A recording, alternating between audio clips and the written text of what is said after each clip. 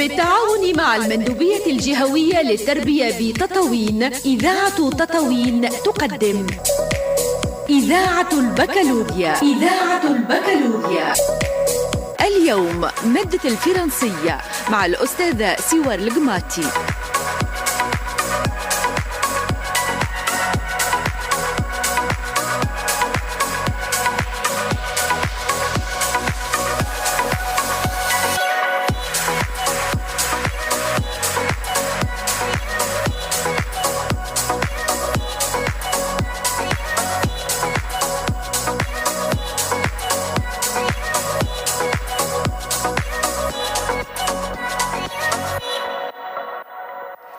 Bonsoir mes chers bacheliers pour ce nouveau rendez-vous sur les ondes de Radio Tataouine dans le cadre de Radio Baccalauréat.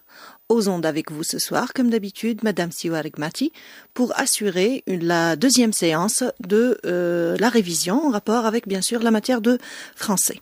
Avant de commencer, j'aimerais bien souligner quelques détails en rapport, bien sûr, avec les dernières, si on veut, les derniers événements de la soirée passée. Alors bien sûr, je sais que la nouvelle du nouveau confinement vous a un petit peu choqué. Je sais que là, il y a beaucoup de questions que vous êtes en train de vous poser sur le reste de l'année, comment ça va se dérouler, qu'est-ce qui va se passer exactement. Je sais que ça vous perturbe et que bien sûr, vous êtes déjà passé par cette étape-là l'année dernière. Ça vous a un petit peu déstabilisé, mais vous avez pu vous reprendre. La promo de l'année dernière aussi a vécu un stress, si on veut, aussi grand que celui que vous êtes en train de vivre cette année, mais ils ont pu surmonter les choses et j'ai pleine confiance en vous, car vous aussi, vous allez être capable de surmonter toutes ces difficultés. Ayez confiance en vous, ayez confiance en vos capacités. Il suffit juste de tirer profit de cette période-là. Donc 10 jours de repos, ce n'est pas, si on veut, une période que vous allez peut-être utiliser pour vous lamenter, pour vous plaindre des circonstances, mais je vous conseille de les utiliser pour pouvoir réviser, reprendre ce qui est déjà fait. Si vous voulez, vous pouvez aussi contacter en ligne vos enseignants pour pouvoir poser des questions, pour pouvoir voir les points sur lesquels vous allez peut-être un petit peu plus travailler. Donc pour vous, ce sera une période de révision. Regardez-la de ce côté et essayez bien sûr de sourire, de ne pas vous déstabiliser, et on a pleine confiance en vous. Alors, de retour donc pour cette deuxième activité. Aujourd'hui, on va s'intéresser au 4e scientifique. Donc juste, je rappelle que pour la dernière fois, on a parlé ensemble de la section littéraire et on s'est attardé un tout petit peu sur la thématique du partage. J'espère que ça vous a été d'aide. Et aujourd'hui, on va donc parler de la section scientifique. Et pour les sections scientifiques, donc toutes les sections, que ce soit technique, sport ou alors sciences, maths, info, économie, bien sûr, la première thématique, c'est souvenirs et nostalgie. C'est le premier thème sur lequel vous avez travaillé. C'est une thématique qui a été traitée convenablement, je pense, en classe. Avant de commencer, si on veut, les quelques notes de révision que j'ai programmées avec vous, je voudrais juste attirer votre attention sur le fait que la thématique du souvenir est une thématique qui a été beaucoup sollicitée lors des examens du baccalauréat. Ça veut dire que, en réalité, c'est une thématique qu'on a tendance à appeler thématique épuisée. Ça veut dire quoi, une thématique épuisée? Eh ben, tout simplement, on a tellement évalué les élèves sur le contenu du thème du souvenir et de la nostalgie que, en réalité, on ne s'attend pas à ce qu'il y ait réellement des surprises en rapport avec la production écrite. Essentiellement, la production écrite, j'en parle. Pourquoi? Parce que c'est la partie de l'épreuve qui peut-être fait peur à l'élève. Alors, avec le premier thème, souvenirs et nostalgie, je pense pas qu'il y ait possibilité d'avoir peur, parce qu'il suffit de peut-être faire attention aux différentes épreuves qui sont déjà survenues au bac, d'essayer de travailler les différents sujets, et vous allez vous rendre compte que, en réalité, réalité, on est en train de reprendre, à chaque fois avec des spécificités bien précises, à peu près les mêmes idées, à peu près, si on veut, on est en train de tourner en rond dans le même cercle d'idées à développer en rapport avec la thématique du souvenir et de la nostalgie. Bon, bien sûr, j'ai envisagé aussi de travailler avec vous certaines épreuves types du bac pour pouvoir vous montrer certaines astuces et comment est-ce qu'on pourrait comprendre un sujet, comment est-ce qu'on pourrait bien sûr parvenir à une production assez convenable et bien sûr qui pourrait nous rapporter une note aussi, si on veut, confortable. Je reprends donc en rapport avec la thématique du souvenir et de la nostalgie. Alors, les deux mots souvenir et nostalgie, en réalité, sémantiquement, ils sont reliés. Donc, je vais tout d'abord commencer par parler avec vous de la notion de souvenir. Alors, les souvenirs, ce sont en réalité des activités en rapport avec la mémoire. Et les souvenirs, bien sûr, ils peuvent se rattacher à certains événements du passé. Ces événements-là peuvent être d'ordre commun, collectif, ou alors aussi d'ordre personnel. Qu'est-ce que cela veut dire d'ordre collectif et d'ordre personnel? Donc lorsque je parle d'un souvenir personnel, ça peut être par exemple une réussite, telle que bien sûr votre réussite au bac qui va devenir, Inch'Allah, l'année prochaine, un souvenir. Un anniversaire, une fête de famille, une réunion, la mort d'une personne chère. Donc tous ces événements-là qui renvoient ou alors qui sont en relation avec la personne, eh bien ce sont des souvenirs personnels. Mais aussi, les êtres humains peuvent partager ce qu'on appelle des événements collectifs ou alors des souvenirs collectifs reliés ou attachés à des événements qu'on a vécus dans la société collectivement et dans le groupe, tels que par exemple certaines révolutions, ce qu'on a vécu bien sûr ensemble, tels que par exemple en Tunisie avec la révolution tunisienne. On peut prendre par exemple les élections. On peut aussi, par exemple, se référer à certaines guerres qui, en réalité, représentent des souvenirs communs, des souvenirs collectifs. Je voudrais juste ouvrir une petite parenthèse en rapport avec la thématique du souvenir. Si vous vous rendez compte, j'ai évoqué la notion de révolution, la notion de guerre, la notion, si on veut, de fête familiale en rapport avec la notion de vie en groupe ou alors en famille. Donc toutes ces thématiques-là, on peut les rencontrer dans la notion de souvenir. Ça veut dire aussi que vous pouvez, le jour de l'examen, rencontrer un texte dans lequel il y a, si on veut, une présence de deux thèmes dans le même texte. Ça veut dire, ça peut être par exemple le souvenir d'un événement, si on veut, collectif. Donc par exemple une guerre ou alors un événement qui a été marqué par la liberté, la libération. Par exemple, ça c'est déjà fait dans certaines épreuves, qu'il y ait un texte dans lequel on parle d'un souvenir d'amour. Quoique, en réalité, cette année, bien sûr, la thématique de l'amour, on ne l'a plus. Mais on peut être confronté à un texte où on trouve deux thèmes présents. Et bien sûr, rassurez-vous, pour la partie essai, ça ne posera aucun problème parce qu'on va pas vous demander essentiellement de travailler sur deux thématiques. On va trancher. Donc, c'est soit la thématique, par exemple, du souvenir ou l'autre thème qui va être présent. Alors, je reprends. Donc, la notion de souvenir, comme j'ai dit, c'est tout ce qui relève du passé, c'est tout ce qui est relié à la mémoire.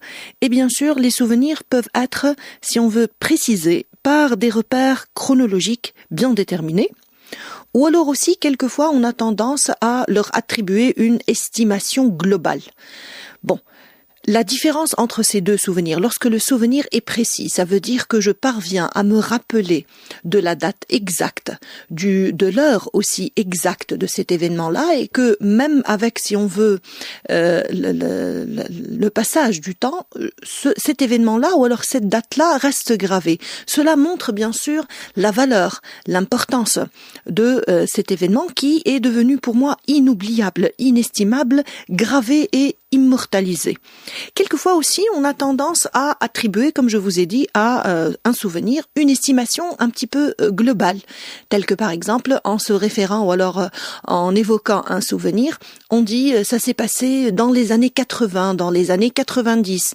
Eh bien, ça montre quoi ici? Ça montre tout simplement que le souvenir commence à s'estomper. Ce n'est pas qu'il perd de valeur parce qu'on se rappelle de l'événement, mais peut-être que l'événement n'est pas aussi important que celui dans lequel on se rappelle les détails des détails. Donc, le souvenir, comme je viens de vous dire, c'est tout ce qui est relié au passé, donc ça peut être collectif, je peux m'en rappeler de manière précise ou alors aussi de manière floue, mais quand on parle aussi de souvenir, c'est une notion qui peut être associée à une caractérisation qui peut être améliorative comme elle peut être péjorative, ça veut dire je parle à ce moment de souvenirs qui sont heureux et de souvenirs malheureux. À la suite, on va voir que en réalité, quel que soit le souvenir, eh bien, il peut et il est valeureux, même s'il est, si on veut, un petit peu connoté péjorativement. Donc, pour récapituler, lorsqu'on évoque un souvenir, on parle en réalité de quelque chose ou de quelqu'un dans le passé. On se souvient par exemple de notre enfance, de l'école, des vacances, des amis, des grands-parents. Les souvenirs peuvent être bien gravés ou alors imprimés dans notre mémoire. Et à ce moment, bien sûr, on leur attribue des repères chronologiques bien précis. Lors des conversations, ils peuvent facilement revenir à l'esprit, mais parfois, il faut du temps pour chercher quelque chose dans nos souvenirs. Et c'est l'idée que je viens de mentionner avec vous, c'est lorsque les souvenirs commencent à s'estomper, commencent à devenir un petit peu flous, et ça montre aussi que on n'a pas une relation aussi étroite avec ce type de souvenirs-là. Les souvenirs donc, comme je viens de dire, peuvent être aussi agréables. Ils peuvent être liés à un événement majeur, tel qu'une rencontre ou une expérience agréable. On en garde alors un très bon souvenir. Le souvenir peut être donc une source de bonheur, mais aussi il peut être une source de douleur. Alors, il est source de bonheur quand la personne se souvient d'un passé révolu, marqué par des moments qu'on ne peut plus restituer, mais qu'on garde dans notre cœur avec beaucoup de nostalgie, beaucoup de tendresse et beaucoup de joie, tels que par exemple l'enfance, l'amour, la présence d'un être cher, les moments de joie partagés en famille. Les petites joies qui jalonnent la période de l'enfance sont en réalité inoubliables, parce que le bonheur qu'on a vécu à cette période-là est un bonheur, si on veut, génuin, c'est un bonheur innocent, c'est un bonheur réel. Ce bonheur-là, bien sûr, émane de notre relation étroite avec la famille, des jeux qu'on a partagés, des loisirs qu'on a eus en commun. Parfois, il nous faut du temps, tout près à notre portée, pour pouvoir savourer encore une fois ces moments-là. Le souvenir permet donc d'apprécier cette période de sérénité, de béatitude, mais aussi de la restituer pour pouvoir, on va voir cela à la suite, fuir quelquefois les moments d'amertume qu'on a tendance à ressentir par un présent qui peut être quelquefois un petit peu décevant. Parfois aussi, on mène une vie qui est marquée par malheureusement des souvenirs mauvais, des souvenirs tristes. Ces souvenirs peuvent nous rendre malheureux. Il faut alors, peut-être, chasser ou effacer ces souvenirs de sa mémoire, de son esprit. Donc on a tendance à essayer d'éviter, de se rappeler peut-être ces moments d'amertume, ces moments de douleur. Quand la personne, par exemple, a vécu des moments douloureux, tels que la perte d'un être cher, un échec scolaire, une maladie, un accident, un emprisonnement, peut-être un divorce ou une séparation, un échec au travail, quelques difficultés financières, tous ces moments-là, on a tendance à essayer de les oublier, à essayer peut-être de les surmonter, de les effacer. Il est vrai que les mauvais souvenirs ne sont pas faciles en réalité à effacer de notre mémoire, surtout lorsqu'il s'agit de quelque chose qui nous a particulièrement marqué, mais bien sûr, on doit essayer de faire de notre mieux pour pouvoir surmonter cette période noire, mais aussi, quand on dit surmonter la période noire, ce n'est pas toujours l'oublier. Quelquefois, on peut exploiter ces moments de détresse, ces moments de tristesse, pour pouvoir tirer des leçons. Donc à ce moment, le souvenir va être constructif, même s'il est basé sur un moment de détresse. La construction, où va-t-elle apparaître ? Elle apparaît essentiellement dans le fait que on va tirer des leçons, comme je vous ai dit, pour ne pas répéter les mêmes erreurs du passé. Donc, la douleur, comme la joie de vivre, fait partie intégrante en réalité du souvenir qui, bien sûr, est inhérent à la vie de l'homme. Donc voilà, d'entrée, si on veut, ce qu'on peut dire sur la notion de souvenir. La nostalgie. Alors, la nostalgie, en réalité, c'est un mot d'origine grecque qui veut dire en réalité, ou alors qui associe en réalité deux sens. Le sens du retour, mais aussi le sens de la souffrance. Donc, étymologiquement, la nostalgie, c'est un état d'âme, c'est un état d'esprit, associé à un regret. Qu'est-ce que cela veut dire? Un regret, ça veut dire que la personne nostalgique regrette un moment du passé, d'où la relation avec le souvenir. Donc la nostalgie, elle est associée au souvenir dans le fait que je suis toujours nostalgique d'un événement passé. Donc je regrette ce moment-là, je regrette cette personne-là, je regrette ce lieu-là, parce que j'ai vécu dans ce souvenir-là, dont on est en train de parler, des moments de joie. Et j'aimerais bien, si on veut, revivre ce moment-là pour pouvoir m'échapper des vicissitudes de la vie quotidienne et des contraintes de la réalité. Donc, les tribulations de la réalité sont généralement aussi gênantes qu'on essaye de chercher, de trouver une échappatoire. Et l'échappatoire, à ce moment, va être le passé, les souvenirs, qui vont représenter pour les gens qui souffrent bien sûr de cet état d'esprit, un refuge, un lieu où ils vont peut-être se booster, où ils vont retrouver de l'énergie pour pouvoir continuer, pour pouvoir aller de l'avant et surmonter toutes les difficultés. Et à ce moment, donc, le souvenir va jouer le rôle de consolation pour éviter, bien sûr, cet état de tribulation, comme je viens de dire. Alors, Freud définit la nostalgie, ou alors les personnes nostalgiques en réalité, en disant, ou alors en les caractérisant, ils ne sont pas heureux, ils souffrent de langueur. Et la langueur, c'est quoi? Donc j'épelle langueur, donc ça s'écrit avec L-A-N-G-U-E-U-R. La langueur, c'est en réalité un état d'abattement physique et moral.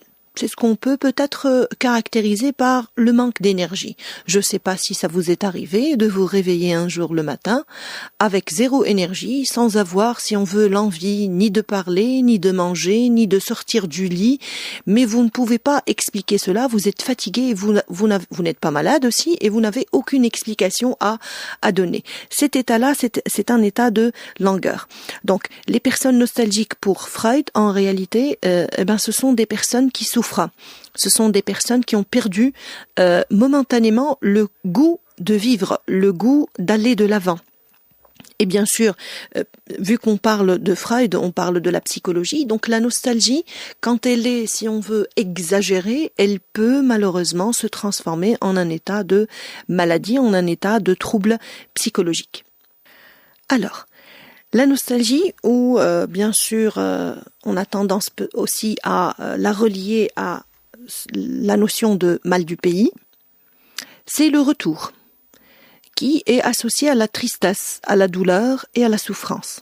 C'est un sentiment comprenant souvent une mélancolie accompagnée d'un envoûtement par rapport à des souvenirs souvent liés au lieu de l'enfance qu'on évoque à travers une jouissance qui est douloureuse. La plupart du temps, ce sentiment est provoqué suite à un manque d'une certaine époque que l'on a vécue et que l'on a apprécié vivre ou que l'on se plaît bien à croire agréable a posteriori. Ce manque est souvent provoqué par la perte ou le rappel d'un de ces éléments passés. D'un point de vue sociologique, la nostalgie est souvent le fait de personnes isolées qui s'en servent stratégiquement pour avoir le sentiment d'appartenir toujours à une communauté et de participer encore à la vie sociale. Donc, la notion de souvenir comme la notion de nostalgie, elles sont reliées, comme je viens de dire. Et bien sûr, vous devez faire attention au fait que quand on parle de souvenirs, vous ne devez pas toujours les taxer de souvenirs heureux ou strictement, ou alors de souvenirs malheureux strictement, mais vous devez essayer de faire la différence entre les deux et de l'apport que chacun de ces deux types de souvenirs pourrait donner, mais aussi de l'influence de ces deux types de souvenirs. Alors, quand on parle de souvenirs, vous allez peut-être me dire, mais où est l'intérêt de la notion de souvenir? Où est l'intérêt du souvenir de manière générale? Donc, je peux lui trouver plusieurs avantages. En réalité, le souvenir, comme je peux, quand j'en parle bien sûr généralement, comme je peux aussi lui trouver plusieurs inconvénients. Donc, vivre dans le souvenir, c'est pas toujours bien. Donc, par exemple, juste à titre indicatif, et à la suite, on va essayer de traiter d'un sujet bien précis en rapport avec la notion de souvenir. Quand on parle d'événements du passé, ça représente en réalité un héritage qui va passer d'une génération à une autre. Et lorsque je dis héritage, c'est un bien, c'est une possession qui en réalité doit être préservée. Pourquoi ? Tout simplement parce que ça représente notre identité. Ça représente, si on veut, les acquis des générations passées qu'ils nous ont laissés et qu'on doit essayer de préserver. Donc ça forme notre personnalité, ça nous permet d'avoir, ou alors de connaître nos origines, d'avoir une idée sur notre vécu, le vécu de nos ancêtres, etc. Et ça montre, quand on préserve ces souvenirs-là, qu'on est fidèle à des exploits réalisés par les générations passées. Donc c'est en rapport avec, si on veut, le côté moral de la personne. Un deuxième avantage peut-être aussi des souvenirs de manière générale. Alors les souvenirs, c'est en réalité un puits inépuisable de leçons. C'est un apprentissage renouvelé. C'est, si on veut, une manière renouvelée de voir et revoir les erreurs du passé pour éviter de les répéter. Donc, et quand je dis les erreurs du passé, ça ne veut pas dire uniquement les erreurs personnelles. Par exemple, en jetant un coup d'œil sur le parcours de la vie d'un parent ou d'un oncle ou alors d'un frère aîné, et en prenant en considération les erreurs que cette personne-là a faites et les leçons qu'il en a tirées, automatiquement, on va, nous aussi, prendre en considération cet apprentissage-là et essayer de ne pas faire les mêmes erreurs. Essayer aussi d'améliorer notre personnalité. Donc, c'est une source, si on veut, entre parenthèses, d'éducation. Ça nous permet de nous éduquer, ça nous permet de former notre personnalité, d'améliorer et de rectifier notre comportement. Et bien sûr, ça ne peut être que mélioratif d'avoir, si on veut, une telle relation avec nos souvenirs. Mais, dans un autre côté, quelquefois, se référer peut-être de manière soit péjorative, soit aussi de manière excessive aux souvenirs, peut être très mauvaise pour l'individu. Alors, qu'est-ce que cela veut dire, se référer aux souvenirs de manière excessive? Quelquefois, je viens de mentionner l'idée avec la notion de nostalgie, quelquefois il y a des gens qui sont insatisfaits par leur vécu. Ils sont insatisfaits par le présent dans lequel ils se trouvent. Donc du coup, peut-être par lâcheté ou alors aussi par manque de possibilités et par manque d'issue, il se réfugie dans le passé et il commence à se lamenter et à regretter ces moments-là et à espérer revivre ces moments-là. Bon, vous savez tous que le passé, c'est révolu, c'est dépassé, c'est surmonté, donc je peux pas, si on veut, faire réapparaître le passé, mais je peux agir de sorte à améliorer mon présent. Autrement dit, si je visite le passé juste pour me renforcer, pour trouver la force de continuer, ça c'est bien. Mais si je me réfère au passé dans un état de détresse et de déception, juste pour fuir la réalité et pour me cacher dans les souvenirs, pour oublier bien sûr ma réalité, là ça devient très péjoratif et ce n'est absolument pas en faveur de la personne. Un autre défaut des souvenirs ou alors de la visite des souvenirs, à part bien sûr le fait que ça montre une incapacité à surmonter les problèmes du présent, quelquefois le passé ou alors l'évocation du passé peut en réalité changer complètement l'état d'esprit de la personne. Ça veut dire, quand on dit visiter le souvenir, quelquefois ce sont des petits événements, des petits incidents qui ressuscitent dans notre mémoire certains événements, d'accord? Donc par exemple, lorsque une situation me rappelle un événement triste, là, réellement, ça peut affecter la personne, ça peut perturber, troubler la personne, la faire sombrer dans un état de tristesse, dans un état de désespoir. Et là aussi, donc, se référer à des événements tristes peut être très, si on veut, très mauvais pour la personne. Donc, la notion de souvenir, elle a ses avantages comme elle a ses inconvénients. Bien sûr, il suffit juste d'avoir la capacité de voir, si on veut, comment on va réagir, comment on va se comporter avec nos souvenirs. Alors, quand on dit souvenir, la période la plus sollicitée en rapport avec cette notion-là, c'est l'enfance. Donc, on va essayer de se poser une question. Les souvenirs de l'enfance sont-ils toujours heureux ?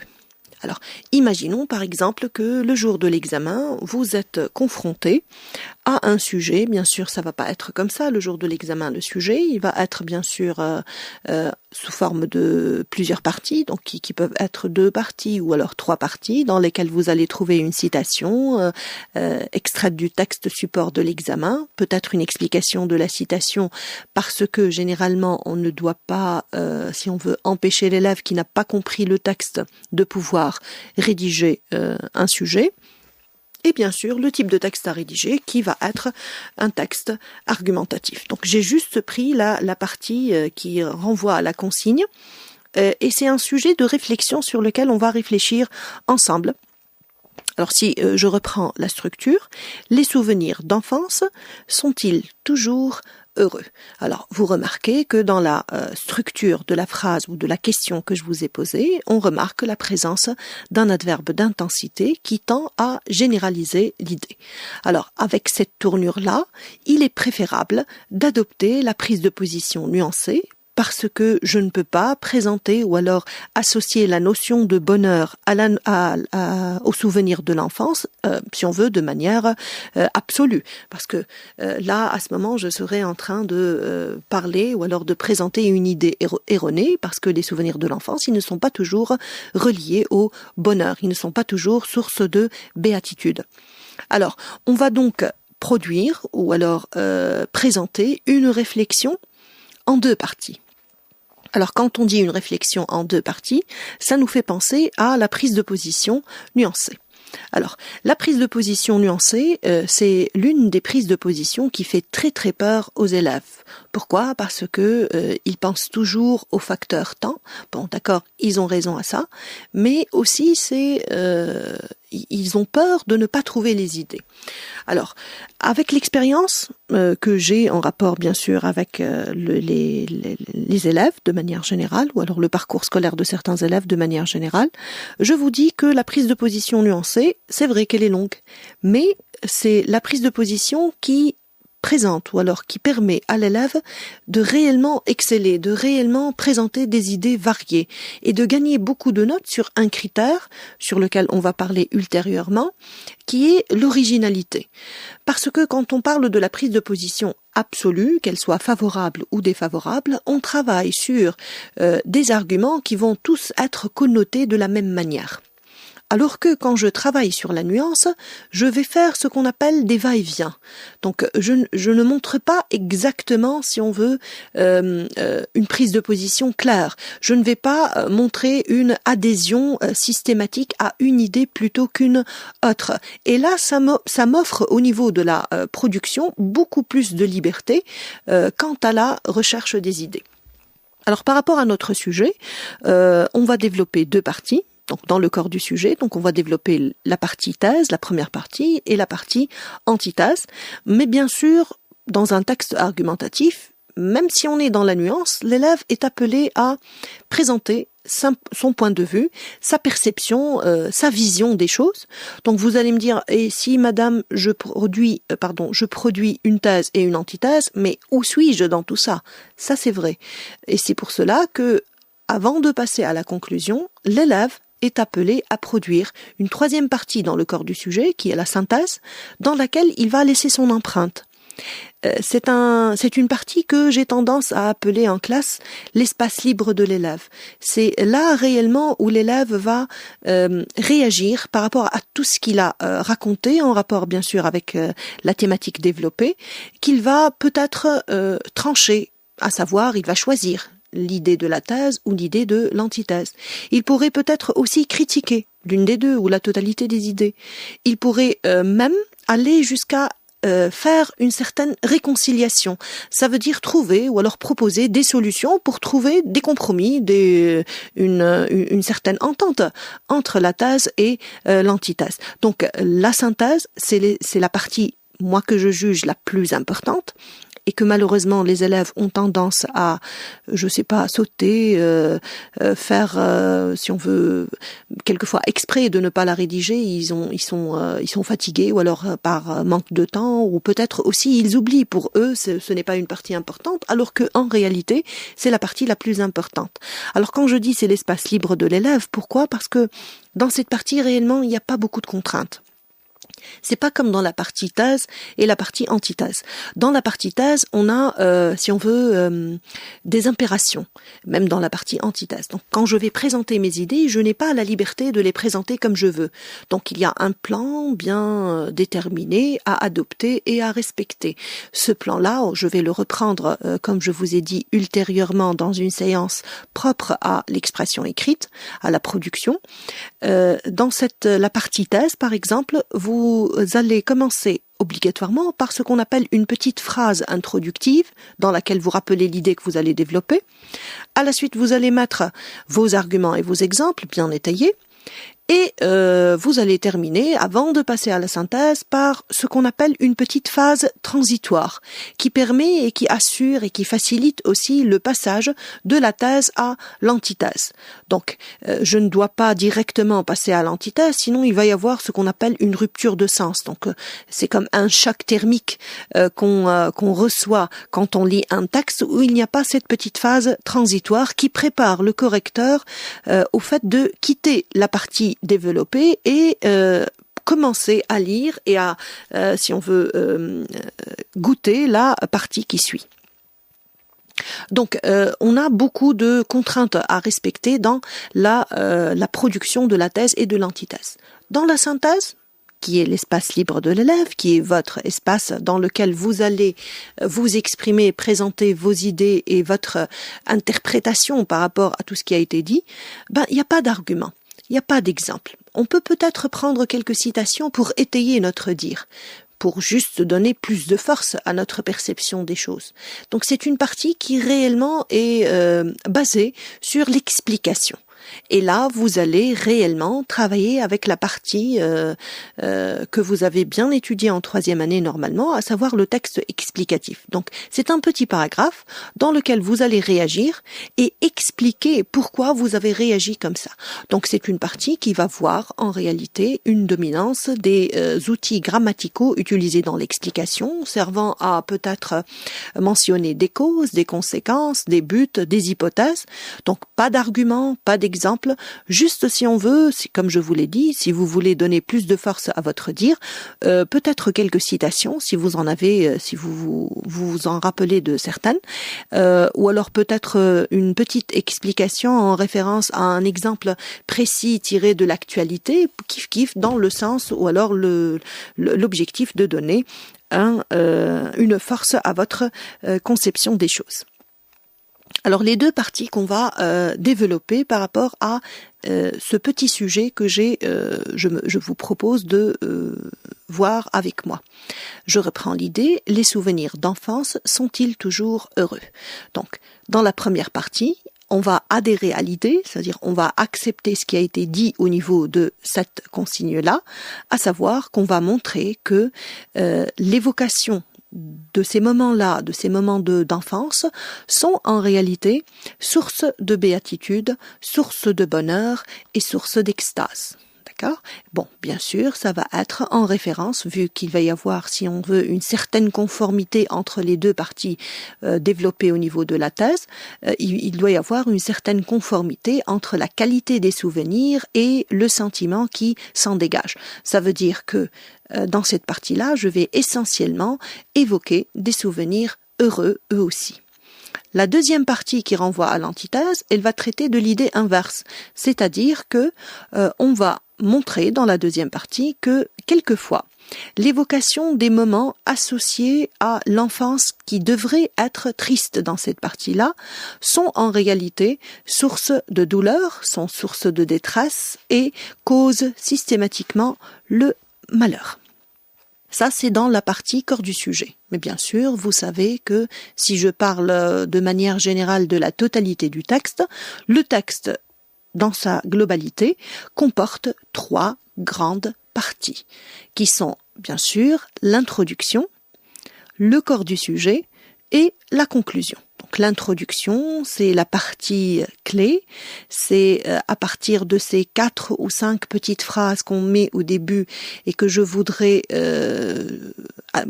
attirer votre attention sur cela préalablement, mais on va travailler une séance en rapport avec l'importance de l'introduction. Je voudrais juste vous dire que c'est réellement la partie la plus importante. Pourquoi? Parce que c'est à partir de l'introduction qu'on commence à donner de la note. Et la première note qui est attribuée, c'est en rapport avec la compréhension du sujet. Et qu'est-ce qui me permet de dire que l'élève a compris ou qu'il n'a pas compris au niveau de l'introduction, c'est sa capacité à trouver la bonne thèse, mais aussi à l'exprimer de manière correcte, sans recourir à la paraphrase du sujet. Donc c'est à partir de ces 4 premières lignes qu'on commence à attribuer une bonne partie de la compréhension, de la note de la compréhension du sujet. Alors, donc vous devez dans l'introduction présenter une petite introduction générale. À la suite, vous allez énoncer la thèse qu'on vous demande d'évaluer, qu'on vous demande sur laquelle on vous demande de réagir, et vous allez terminer, si on veut, votre introduction par une problématique, une annonce de votre plan. Bon, ça peut être sous forme d'une question, bon, c'est ce qui est habituel, mais quelquefois aussi on peut annoncer cela par une phrase assertive. Alors, qu'est-ce qu'on peut dire sur le sujet? Les souvenirs sont ce qui nous lie au passé et ce qui nous en reste. La plupart de nos souvenirs nous viennent de l'enfance. Ils peuvent être heureux ou malheureux selon plusieurs facteurs, dont le plus important est peut-être la famille. La famille, en nous offrant une enfance heureuse, nous donne des souvenirs heureux. Mais qu'est-ce qu'une enfance heureuse? Et qu'est-ce qu'un souvenir heureux? Donc là, on va annoncer, si on veut, la première partie qu'on va développer. Je continue. D'où vient aussi que nous pensons à certains moments de notre enfance avec nostalgie et à d'autres avec amertume.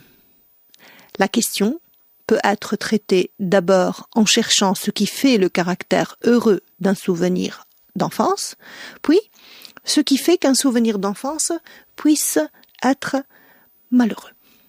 Donc, on se propose, à travers la problématique, comme je viens de dire qu'on mentionne, de travailler sur les 2 axes, la relation entre souvenir heureux de l'enfance et bien sûr état de joie, et aussi souvenir malheureux et cet état d'amertume.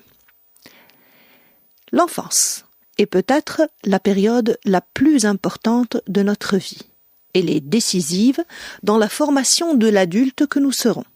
Cette période passe trop vite et il nous en reste que des souvenirs.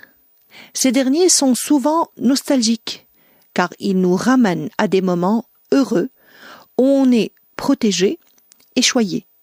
Ce sont des souvenirs d'innocence et d'irresponsabilité sympathiques. L'enfance est une période heureuse où l'individu existe par et dans la famille. La famille, ça veut dire le père et la mère principalement, mais aussi les grands-parents, les tantes et les oncles, offrent à l'enfant un univers protecteur qui le met en sécurité et lui procure des moments de bonheur. Les baisers, les cadeaux, les mots doux et même les fessées sont des événements qui peuvent paraître anodins à l'enfant, mais peuvent devenir historiques pour l'adulte. Je peux me rappeler avec beaucoup de nostalgie et de bonheur le jour où papa, simple maçon, m'a offert fièrement une paire d'espadrilles qui lui ont coûté 50 dinars et qui ne m'ont pas plu. Je peux me remémorer avec tendresse les jours où, malgré moi, maman me décrassait le corps avec une certaine violence, comme si elle voulait me rendre blanc.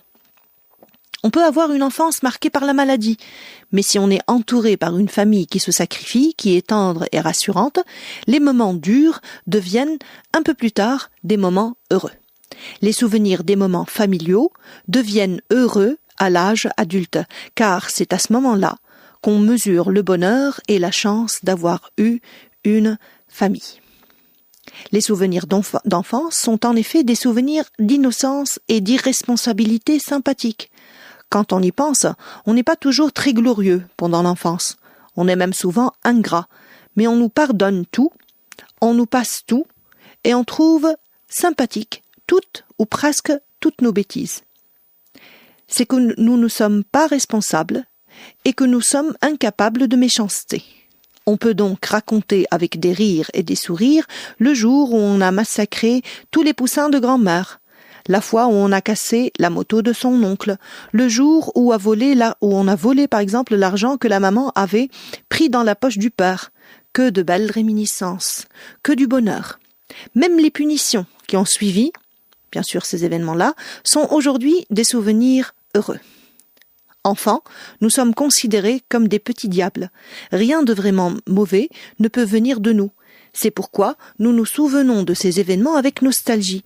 Nous aimerions bien avoir, adultes, droit à un peu de cette extraordinaire indulgence. Ainsi, il paraît que c'est dans la famille que se font les souvenirs heureux. Que la vie soit vraiment heureuse ou malheureuse. Le bonheur ou le malheur du souvenir dépend d'abord de la qualité de la présence familiale. La période de l'enfance ne passe pas trop vite pour tous les enfants. Ça veut dire que tous les enfants n'ont pas droit à l'enfance telle qu'on l'a présentée, car certains ont le malheur d'être nés, malheureusement, sans famille. Abandonnés, orphelins, ou nés dans une mauvaise famille, ces enfants ne gardent de l'enfance que des souvenirs tristes et douloureux, et des marques indélébiles dans leur cœur, leur corps et leur tête.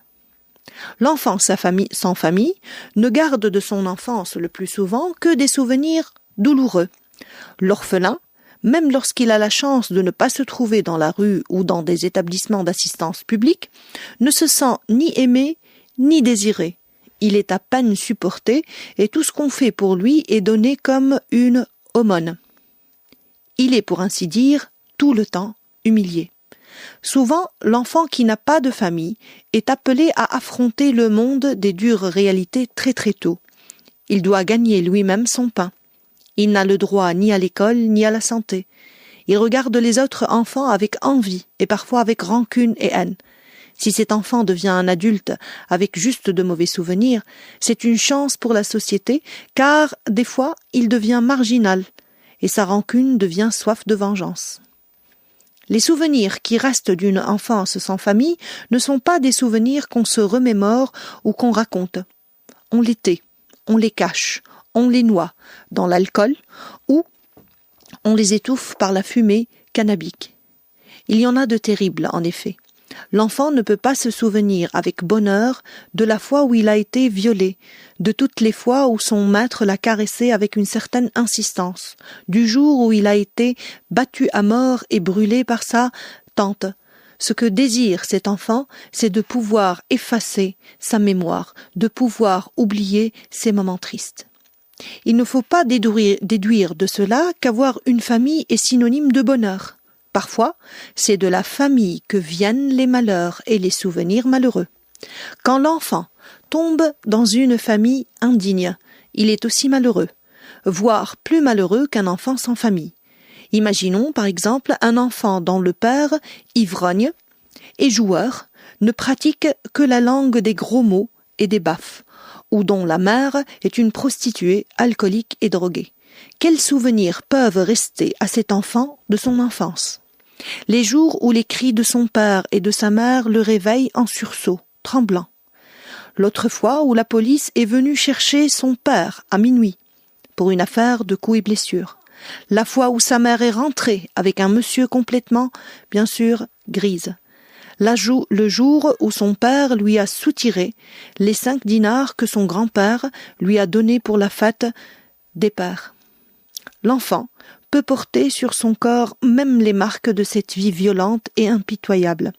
Des parents pareils peuvent se montrer extrêmement violents envers l'enfant. L'enfant dont la famille n'en est pas une, n'a pas d'enfance. Ces souvenirs d'enfance sont blessures béantes à jamais. Donc les souvenirs d'enfance ne sont pas toujours heureux. Il y a seulement des enfants dont les souvenirs heureux sont si nombreux que les moments de malheur deviennent insignifiants, et d'autres dont les moments de bonheur sont si rares qu'ils ne peuvent penser à leur enfance qu'avec amertume et angoisse. C'est le facteur familial qui est souvent décisif dans les 2 cas. Bonne, aimante, tendre, une famille pauvre ou riche, cultivée ou ignorante peut vous donner une enfance heureuse et des souvenirs de bonheur. Absente, violente, méchante, une famille vous vole votre enfance. Cependant, tout n'est jamais perdu pour l'homme, car de grands malheurs d'enfance peuvent donner naissance à de grands chefs-d'œuvre littéraires et artistiques. Voilà donc pour la notion de souvenir d'enfance dans leur relation avec l'état de joie mais aussi bien sûr l'état de tristesse. La deuxième idée que je voudrais soulever avec vous, c'est la notion de souvenir dans sa relation avec la construction.